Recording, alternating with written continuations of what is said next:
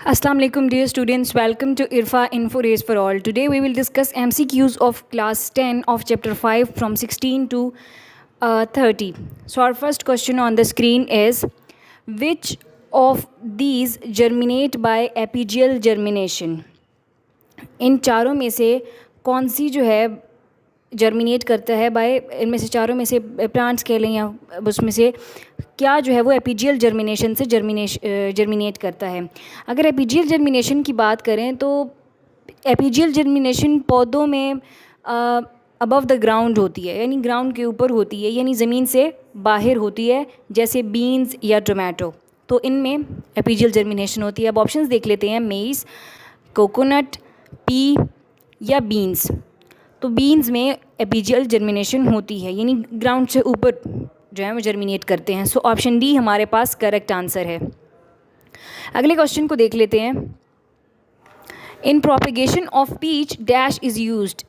Peach की propagation में यानी वेजिटेटिव प्रोपेगेशन में इन चारों में से कौन सी चीज़ जो है वो यूज़ होती है।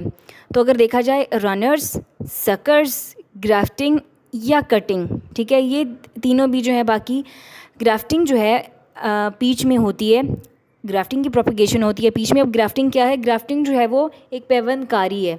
ठीक है, पैवनकारी है जिसमें अब रनर्स, सकर्स और ये कटिंग भी जो है ये भी प्रोपेगेशन ही आती है, लेकिन पीच में नहीं होती। ग्राफ्टिंग जो है वो पीच में होती है। सो ऑप्शन जो है हमारे पास ये वाला करेक्ट है। अब अगर ग्राफ्टिंग की अगर बात करें तो ग्राफ्टिंग का मतलब है पैबंद लगाना, यानी ये वेजिटेटिव प्रोपेगेशन का एक आर्टिफिशियल तरीका है ग्राफ्टिंग। ठीक है, और ये पीच में होती है, तो यही हमारे पास करेक्ट आंसर बनता है। अगला क्वेश्चन देख लेते हैं। Which of the following are horizontal underground stems. इन चारों में से कौन सी अंडरग्राउंड प्रेजेंट है हॉरिजेंटली। ठीक है, तो देख लेते हैं, ट्यूबर्स, राइजोम्स, सकर्स या बल्ब्स। सो राइजोम्स जो हैं ये प्रेजेंट हैं अंडरग्राउंड, हॉरिजेंटल अंडरग्राउंड स्टेम। ठीक है, हॉरिजेंटली जो है वो प्रेजेंट होते हैं अंडरग्राउंड। अगला क्वेश्चन देख लेते हैं। Onion lily reproduce by. Onion जो है वो किस तरह से रिप्रोड्यूस करता है? कॉर्न से, स्टेम ट्यूबर्स से, राइजोम्स से या बल्ब से। अगर स्टेम ट्यूबर्स की बात करें हम, तो स्टेम ट्यूबर जो है वो इसमें, स्टेम ट्यूबर की अगर मैं बात करूँ तो इसमें पौधों की मोटी या सूजी हुई जड़ें जो कि फूड को स्टोर करती हैं ज़मीन में मौजूद रहकर। ठीक है, और राइजोम्स की अगर बात करें तो राइजोम्स एक ऐसी जड़ या सख्त तना है जो कि ज़मीन के अंदर रहते हुए रूट्स के ऊपर शूट्स बनाता है। ठीक है, और अगर बल्ब की बात करें तो बल्ब प्लांट्स अपनी ज़िंदगी का पूरा चक्कर ज़ेरे ज़मीन ढांचे में महफूज करते हैं। ठीक है, बल्ब्स। सो अनियन लिली जो है वो रिप्रोड्यूस करते हैं by bulbs. So option D हमारे पास करेक्ट आंसर है। अगले क्वेश्चन की तरफ बढ़ते हैं। Where the sperms of rabbits are produced. Rabbits में स्पर्म्स जो हैं वो कहाँ पर प्रोड्यूस होते हैं, यानी मेल रैबिट में। ठीक है, प्रोस्टेट ग्लैंड में। ये सारे स्पर्म ही की पार्ट्स हैं, स्पर्म के कह रही हूँ, रैबिट के ही पार्ट्स हैं। कलेक्टिंग डक्ट्स में, सेमिनिफेरस ट्यूब्यूल्स में या कॉपर्स ग्लैंड्स में। सो रैबिट्स में सेमिनिफेरस ट्यूब्यूल्स जो हैं वो उसमें स्पर्म्स प्रोड्यूस होते हैं। सो ऑप्शन सी हमारे पास करेक्ट आंसर है। अगले क्वेश्चन को देख लेते हैं। The plant in which vegetative propagation occurs by leaves. ऐसा प्लांट एक प्लांट है जिसमें वेजिटेटिव प्रोपेगेशन पत्तों से होती है। ठीक है, तो देख लेते हैं कौन सा है। वाटर लिली, फर्न्स, जिंजर या ब्रायोफाइलम। जिंजर जो है वो राइजोम्स से उसकी वेजिटेटिव प्रोपेगेशन होती है। ठीक है, और इन दोनों में भी लीव्स के थ्रू वेजिटेटिव प्रोपेगेशन नहीं होती। ठीक है, ब्रायोफाइलम जो है वो एक प्लांट है जिसमें वेजिटेटिव प्रोपेगेशन लीव्स से होती है। सो ऑप्शन डी हमारे पास करेक्ट आंसर है। Now move to the next question. Inside testis the sperms are produced in. Rabbit के टेस्टिस में स्पर्म्स कहाँ पर प्रोड्यूस होते हैं? क्वेश्चन वही है लेकिन वो रिपीट और तरीके से हुआ है। सो वॉज डेफरेंस में, ये सारे रैबिट ही के पार्ट्स हैं। कलेक्टिंग डक्ट में, सेमिनिफेरस ट्यूब्यूल्स में या स्पर्म डक्ट में। सो ऑब्वियसली वो सेमिनिफेरस ट्यूब्यूल्स में ही प्रोड्यूस होते हैं। सो ऑप्शन सी हमारे पास करेक्ट आंसर है। अगला क्वेश्चन देख लेते हैं। The simple and the most common way of asexual reproduction in bacteria is. Bacteria में सिंपल और ज़्यादातर होने वाली, मोस्ट कॉमन जो है रिप्रोडक्शन, एसेक्सुअल रिप्रोडक्शन होती है वो कौन सी है? Multiple fission. ठीक है, यानी मल्टीपल मल्टीपली जो है वो डिवाइड होते रहना, रीजनरेशन, बर्डिंग या बाइंडरी फिजन, ठीक है। अब अगर देखा जाए तो बैक्टीरिया में एसेक्सुअल रिप्रोडक्शन होती है, दैट इज़ बाइंडरी फिजन। बर्डिंग जो है वो हाइड्रा में होती है या कॉर्न्स में होती है, कॉरल्स में, और बाइंडरी फिजन जो है वो बैक्टीरिया में होती है। सो ऑप्शन डी हमारे पास जो है वो करेक्ट आंसर है। अब अगला क्वेश्चन देख लेते हैं। Each spore is covered with a thick wall called.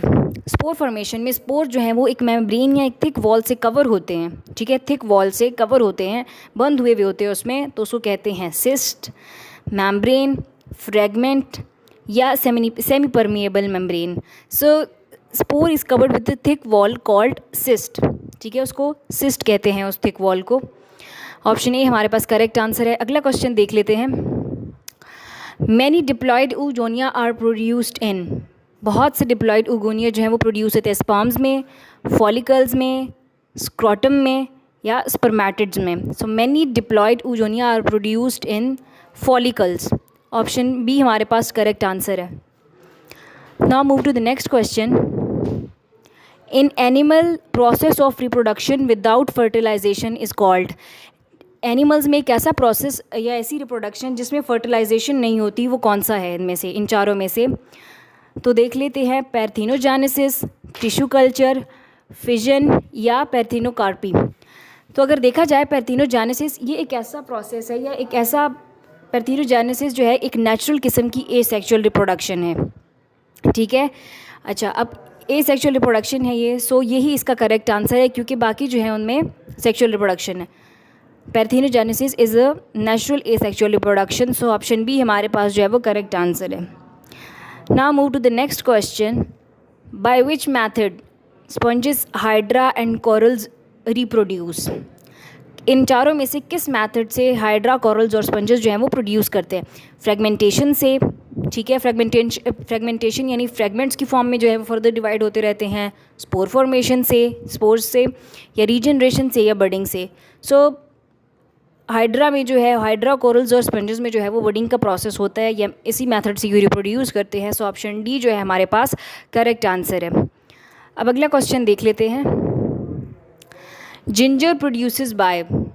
Ginger इन चारों में से प्रोड्यूस करता है किस प्रोसेस से? बल्ब से, राइजोम्स, स्टेम ट्यूबर्स या कॉर्न्स से।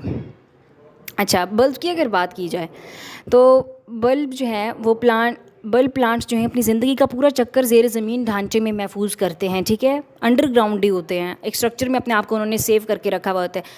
राइजोम्स की अगर बात की जाए तो राइजोम एक ऐसी जड़ या सख्त तना है जो कि ज़मीन के अंदर रहते हुए रूट्स के ऊपर शूट्स बनाता है, स्टेम ट्यूबर्स की अगर बात करें तो पौधों की मोटी या सूजी हुई जड़ें जो कि फूड को स्टोर करती हैं ज़मीन में मौजूद रहकर, ठीक है। कॉर्न्स की अगर बात करें तो जब प्लांट्स की ग्रोथ स्टॉप हो जाती है तो पौधे की सुस्ती के दौरान फूड को जो है वो कॉर्न्स बना कर देते हैं, ठीक है। So ginger reproduces by rhizomes. Ginger क्या है कि एक ऐसा प्रोसेस है जो ज़मीन के अंदर रहते हुए रूट्स के ऊपर शूट्स बनाता है। सो यही हमारा करेक्ट आंसर है। अब अगले क्वेश्चन की तरफ बढ़ते हैं। Calyx is the outermost whorl of the flower and bears the colour. Calyx जो कि फ्लावर का आउटर मोस्ट चक्कर कह लें या एक सर्कल शेप में होता है, ठीक है, एक आउटर मोस्ट चक्कर या गुच्छा है, और उसमें कौन सा फिर कलर होता है? रेड, ब्लू, ग्रीन या white. So it bears green colour. So option C is the correct answer. Now move to the next question. Which part of flower is changed into fruit. Flower का कौन सा part जो है वो fruit में change हो जाता है? सो अगर देखा जाए ओव्यूल, ओवरी, पेटल्स या एंथर। बेसिकली जो फ्लावर का जो पार्ट होता है, राइपन्ड ओवरी जो है वो, यानी राइपन्ड या फर्टिलाइज्ड ओवरी, वो फ्रूट में चेंज होती है। तो यहाँ पर देख लेते हैं ओवरी, ये बी, ऑप्शन बी, ओवरी यानी राइपन्ड ओवरी या फर्टिलाइज्ड ओवरी जो है वो फर्दर फ्रूट में चेंज होती है। सो ऑप्शन बी, ओवरी हमारा जो है वो करेक्ट आंसर है।